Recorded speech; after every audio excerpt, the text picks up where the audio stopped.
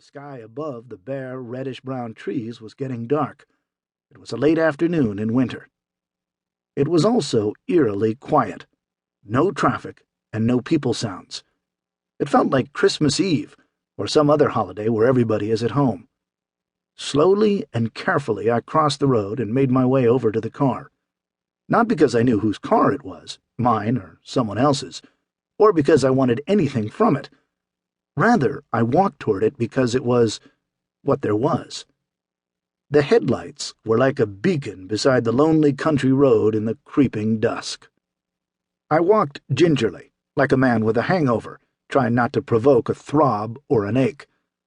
I looked myself over as I did. There was a little blood on my hands, a few cuts, but they weren't bad. The rest of my body seemed okay. I wore a jacket, a red and black plaid shirt, and some jeans. The jeans were wet and clingy from snow. I crept closer to the car. It was a tiny import, a convertible with its flimsy canvas top raised heroically against the Ohio winter chill, and now ripped apart in several places from the accident.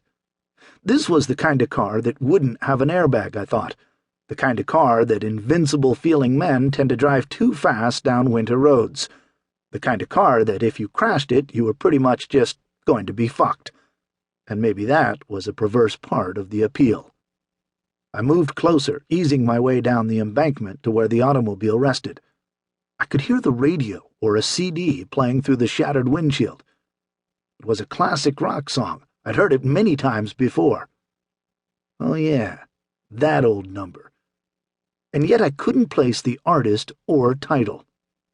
Something about this inability to remember the name of the song really unnerved me.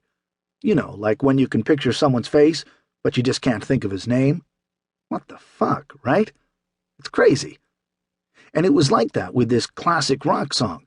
It seemed crazy that I couldn't think of it. Insane. But I know this song, I thought to myself. Of course I did. Yet hard as I tried, I couldn't name it. I just couldn't. Keep in mind that I knew as much then as you do right now about where I was and what was happening to me. You know more, actually. I didn't even know I was in Ohio, near a small college town called Gant. Anyhow, that was when it hit me. Amnesia. This must be amnesia.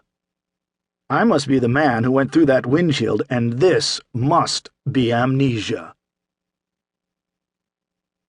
The driver's license was buried deep in the folds of the thick brown wallet I found in the back pocket of my jeans. The name on the license was Peter Mellor, though it listed a birth date I couldn't pin down an age because I couldn't seem to remember what year it was. In the photo he looked early 40-ish, probably of Irish descent, with moppish brown hair and a drinker's redness to his cheeks. There were the beginnings of lines on his brow and circles under his eyes, but the face still had the confident jaw and steely eyes of a healthy man. In the right light, I supposed, he might have looked handsome. In the right light. The weight was listed as 175.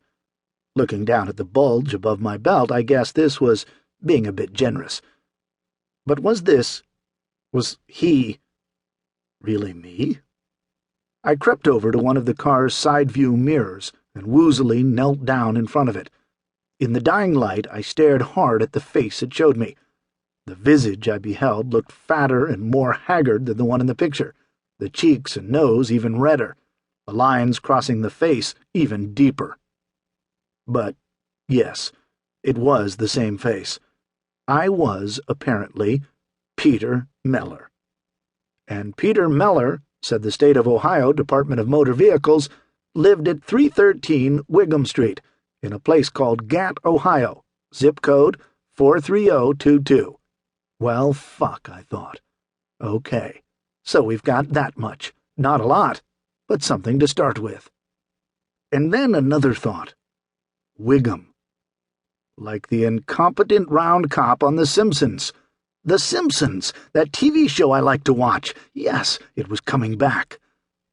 But when did I watch it? And where? I couldn't remember. But it seemed I was unable to think of this street name without thinking of the porcine Edward G. Robinson-sounding police.